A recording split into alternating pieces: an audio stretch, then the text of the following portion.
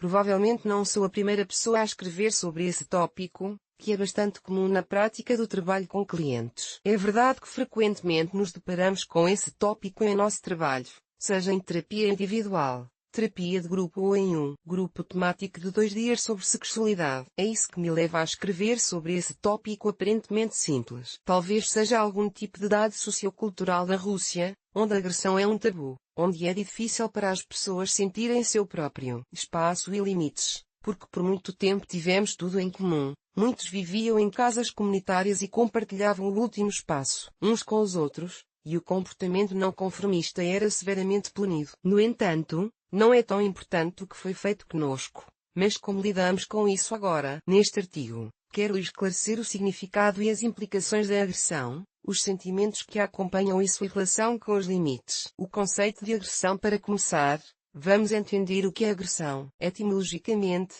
agressão vem do latim adgresser, que significa movimento em direção a, movimento para encontrar o outro, movimento em direção ao contato. E como isso pode ocorrer de outra forma, se nenhum dos participantes tem coragem de se aproximar? Os homônimos da palavra agressão são as palavras progresso e regressão, que também caracterizam o movimento. É importante observar aqui que a agressão não é um sentimento, mas uma ação acompanhada de sentimentos. Porque estou enfatizando que a agressão é uma ação? A questão é que, em nossa cultura e em muitas outras, a agressão tem uma conotação negativa, ou seja, estamos acostumados a considerar a agressão como algo negativo. Além disso, a agressão é frequentemente entendida como violência, crueldade, e isso é ruim. Portanto, a agressão também não deve ser demonstrada. Aqui está o primeiro tabu social. Enquanto isso, a palavra violência vem do latim violar, que significa compelir, forçar. Está vendo a diferença?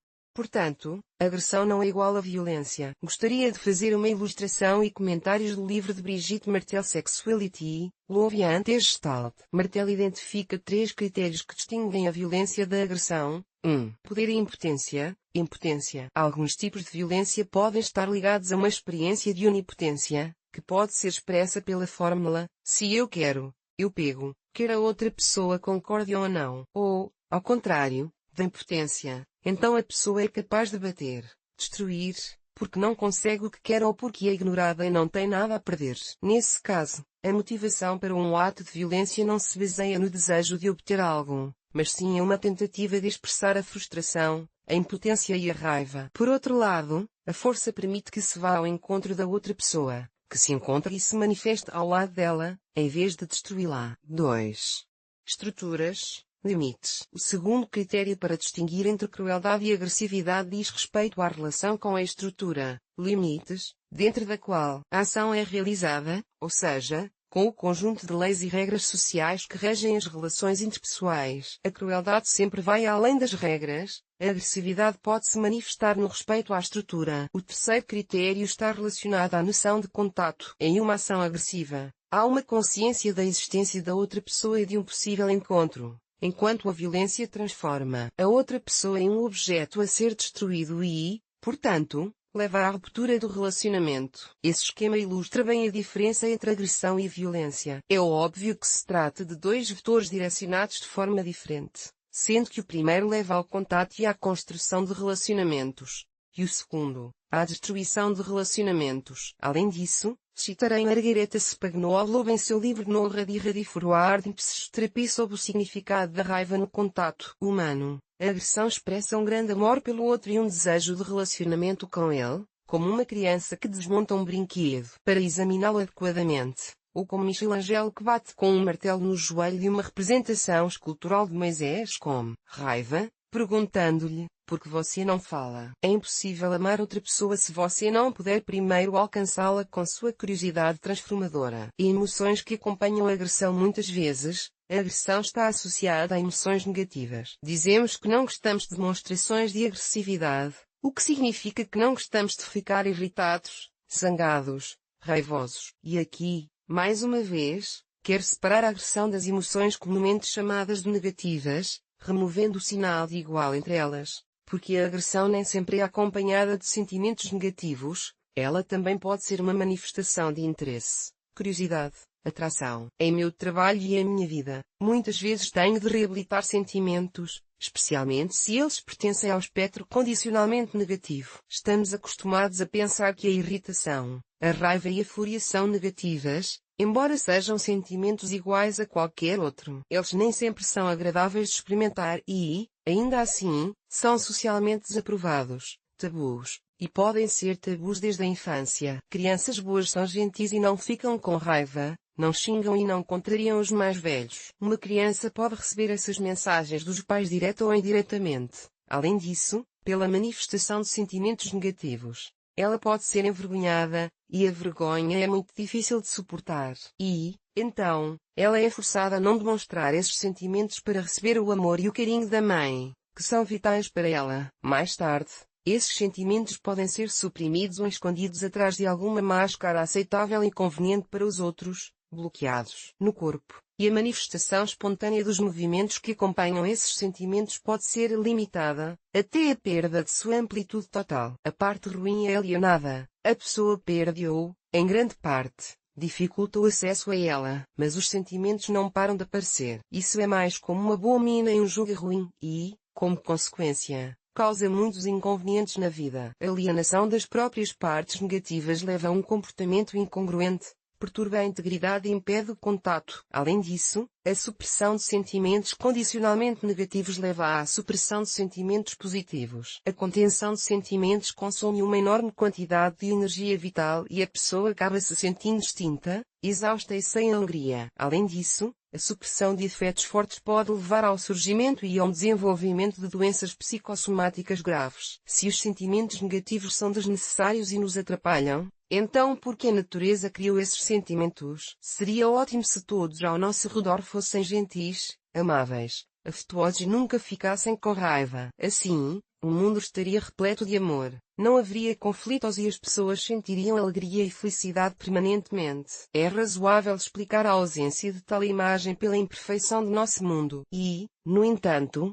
os sentimentos têm uma função de sinalização muito importante para nós, são nossos ajudantes. Mesmo que sejam desagradáveis para nós, eles nos ajudam a entender melhor a nós mesmos, nossas necessidades, as situações em que nos encontramos e as ações que precisamos tomar nessas situações. Por exemplo, não ficaremos felizes quando formos atacados ou agredidos. Da mesma forma, ficamos com raiva quando nos impõem coisas que não queremos, quando somos manipulados e quando nossos limites são violados. Ao defender os sentimentos negativos, não estou justificando explosões incontroláveis de raiva, nem estou defendendo a liberação impulsiva de toda a sua raiva na primeira pessoa que vir. Exemplos desse tipo de comportamento podem ser vistos com frequência na rua, quando você bate acidentalmente em alguém e recebe uma reação forte e inadequada como resposta, como se você fosse o culpado por todos os problemas dessa pessoa. Isso acontece devido ao fato de que a raiva não expressa no tempo e no local apropriado se acumula. Nesse caso, a pessoa fica com raiva ou ofendida com o mundo inteiro e voa com todo esse esplendor sem culpar o culpado. Outro exemplo é a raiva justa, pela qual a pessoa perde sua natureza e está pronta para destruir tudo ao seu redor. Raiva que tem sido usada há muitos milhares de anos para organizar derramamentos de sangue em larga escala, justificada por ideias religiosas, étnicas ou outras formuladas por J. Orwell em seu livro Animal Farm. Todos os animais são iguais, mas alguns deles são mais iguais, e não importa a cor da pele, o formato do crânio ou a religião diferente da nossa. Trata-se de uma manipulação das partes inconscientes e animais da nossa psique. Sim, mantemos estruturas cerebrais arcaicas semelhantes às dos animais, mas isso não significa que somos animais que só podem reagir reflexivamente a estímulos externos. Somos dotados de consciência, o que significa a capacidade de reconhecer e regular nossos sentimentos e a capacidade de assumir a responsabilidade por nossas ações. O outro extremo é a posição atualmente popular de absoluta equanimidade e calma, que é transmitida por práticas e ensinamentos espirituais tradicionais, principalmente orientais. Eles afirmam que sentir raiva é ruim, destrutivo,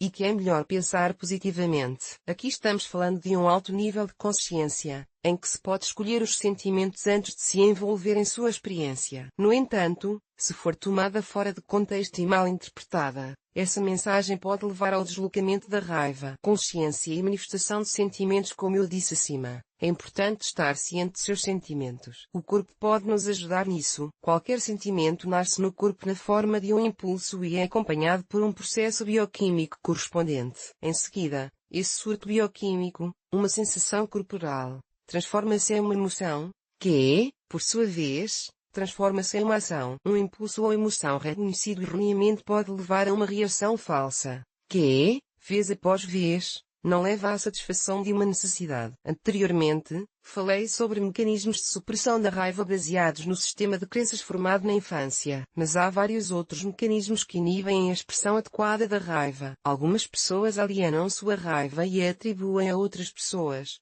imaginando que outras pessoas estão com raiva delas ou que são os outros, e não elas mesmas, que estão com raiva. Outras preferem ficar com raiva da situação como um todo, não se arriscando a ficar com raiva da outra pessoa por medo de perder o relacionamento com ela. Outra maneira é direcionar a raiva para um objeto ou assunto menos perigoso. Por exemplo, quebrar toda a louça por raiva do marido, ou estar a cachorro do vizinho enquanto estiver com raiva do chefe. Na maioria das vezes, esses mecanismos não são percebidos e são uma oportunidade de se eximir da responsabilidade por suas próprias experiências ou ações. As emoções, sempre intencionais, não chegam ao seu destinatário, privando a pessoa da chance de ter relacionamentos íntimos que gostaria de manter ou construir. Portanto, seria bom não apenas aprender a reconhecê-las corretamente, mas também encontrar maneiras adequadas de manifestá-las no contato sem destruir a si mesmo e aos outros. Limites. No exemplo que separa agressão e violência, as molduras são sinônimos de limites. Sem um senso claro de seus próprios limites, a pessoa se perde. É privada do contato total consigo mesma e com os outros. Porque o encontro real só ocorre quando há limites, caso contrário, ele se torna uma fusão. A fronteira cumpre duas funções. Por um lado, ela nos separa de um ambiente externo e, por outro, é um local de contato e troca com esse ambiente. Um exemplo clássico de fronteira é a pele, nossa concha, que é o órgão mais sensível do nosso corpo, com um grande número de receptores, por meio dos quais sentimos o mundo e o tocamos. A pele tem funções secretoras, por meio das quais é realizada a troca entre o corpo e o ambiente. Na vida, o conceito de limites é muito mais amplo do que apenas a pele. Não se trata apenas do nosso corpo físico e do espaço ao redor dele, mas também dos nossos desejos, necessidades, interesses, tempo e outros territórios de nossa personalidade. Estou me aproximando de você e isso é um ato agressivo, mas, ao mesmo tempo, posso vê-lo e ouvi-lo, o que significa que posso parar quando você me disser para fazê-lo. E isso tem a ver com o contato. Estou verificando com você. A outra coisa é quando você não me diz para parar. Você concorda com o que estou fazendo e sugerindo, mesmo que não queira. Então, ao me abordar, eu violo o seu limite, ofendendo-o e magoando-o sempre. Você não marca seus limites, não fala sobre eles, e então eu invado além deles. É sua responsabilidade mostrar contra-agressão e apontar seus limites, para que eu saiba deles, para que nos encontremos, para que haja contato, para que haja respeito por seus limites, desejos, necessidades, por você. Precisamos de agressividade não apenas para nos aproximarmos do outro, ouvindo, vendo e mantendo o respeito por seus limites, mas também para nos apresentarmos, para marcarmos nossos limites e, talvez, para defendê-los, ajudando-nos a nos encontrarmos e a seguirmos nosso próprio curso, a vivermos nossa própria vida sem nos desviarmos dela.